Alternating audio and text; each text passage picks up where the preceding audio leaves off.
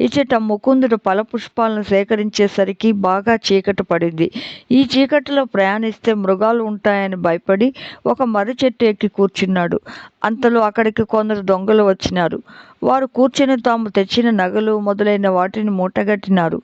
తర్వాత వారిలో ఒకడు, నారాయణ భూతమ్మ తెరువు తెరువు అనగానే ఆ మర్రి చెట్టు కింద ఉండే ఒక బండరాయి పక్కకు తొలగింది. తాము తెచ్చిన ధనం అంతా అందులో దాచిపెట్టి, నారాయణ భూతమ్మ దారి మూయుము అనగానే బండరాయి దాని స్థానంలో చేరింది. ఇప్పుడు అక్కడ గుహ ఉన్నట్టు గుర్తులు లేవు. ఆ తర్వాత దొంగలు తమ దారిన తాము వెళ్ళిపోయారు. ముకుందుడు ఇదంతా చూసినాడు.